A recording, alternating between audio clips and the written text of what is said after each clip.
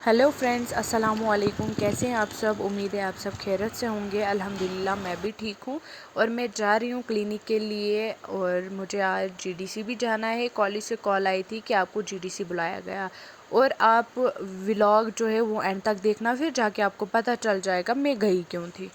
47 का जो संकल्प, जो विश्व गुरु भारत का है, जो विकसित भारत का है, ये इसे पूरा करने का योगदान हमारे कंधों पर है, हम सबके कंधों पर है, देश की युवा पीढ़ी के कंधों पर है। तो इस विषय को लेकर ये विषय कोई आम विषय नहीं है। इस विषय की चिंता हमें आज भी करने की आवश्यकता है कि जो इतनी महत्वपूर्ण जिम्मेवारी जो हमारे कंधों पर सौंपी जा रही है कि 2047 के भारत को बनाने का काम कैसा करना है, 2047 के भारत के शिल्पकार कैसे होने हैं। तो ऐसे गुरुजन भी हमारे बीच में बैठे हुए हैं। तो इस विषय को लेकर कहीं ना कहीं हमें काम करने की आवश्यकता है।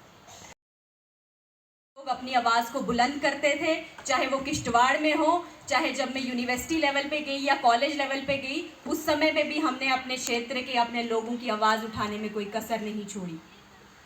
आज अभी मुझसे पहले मेरे भाई सनक ने बहुत विस्तार पूर्वक बताया कि किस तरह एबीवीपी वालों ने लड़ाई लड़ी है। आज राष्ट्रीय युवा दिवस भी है और एबीवीपी का संस्थापक दिवस। एबीवीपी कोई आम संगठन नहीं है। 1949 में स्टार्ट हुआ ये संगठन आज देश का सबसे बड़ा संगठन के रूप में जाना जाता है।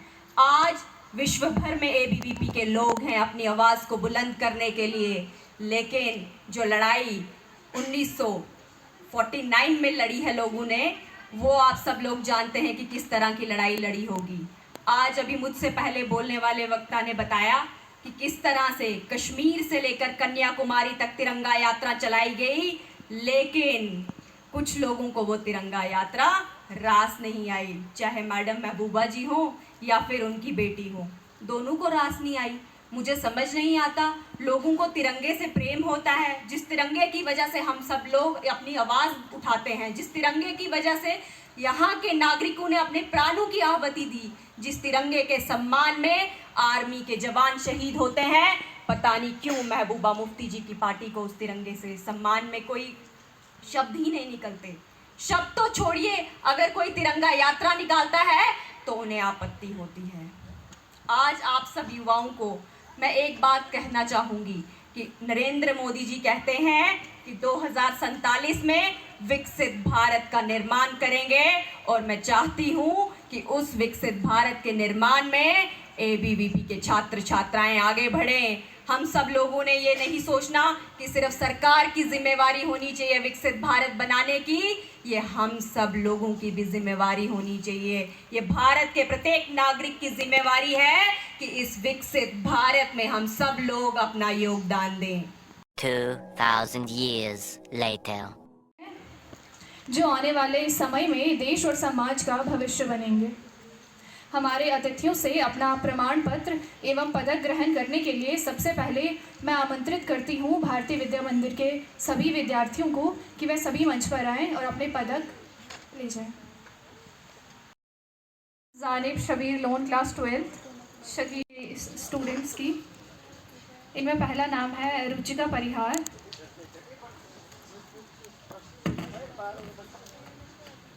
हसैन इरशद, मुजफ्फर, फायका कौसर।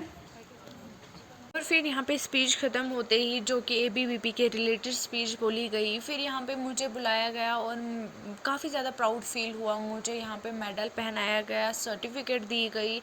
मैं सिर्फ इतना ही बोलूँगी हर एक स्टूडेंट को कि मेहनत करो, मेहनत कभी ज़ाया नहीं होती है। और जितनी मेहनत मैंने की वो कभी ज़ाया हुई नहीं, वो तो आप भी देख रहे हो, फल मिल ही जाता है। सब्र रखना पड़ता है, लेकिन मेहनत काफ़ी ज़्यादा करनी पड़ती है स्टडी के रिलेटेड। और मैं ये मैसेज देना चाहती हूँ पेरेंट्स को भी और स्टूडेंट को भी। पेरेंट्स को इतना ही बोलना चाहूँगी कि अपने बच्चों को देखो, इनके करियर के बारे में सोचो। और पेरेंट्स कितना खुश होते हैं वो मुझसे पूछो, क्योंकि जब मैं वहाँ से वापस आई, मेरे जो पेरेंट्स थे माशाल्लाह बहुत ज़्यादा खुश थे। और अब सेकंड ईयर का भी रिज़ल्ट आने वाला है, प्लीज़ दुआ कीजिएगा फिर से मैं अच्छे नंबरात से पास हो जाऊँ, और आपके लिए भी दुआ करूँगी। इसके बाद मैं निकल गई हूँ घर के लिए, और आप देख सकते हो मौसम भी काफ़ी ज़्यादा अच्छा है, बारिश हो रही थी थोड़ी थोड़ी। और फ्रेंड्स, आज के लिए इतना ही, मिलते हैं अगले व्लॉग में। तब तक के लिए अल्लाह हाफ़िज़, दुआओं में याद रखिएगा।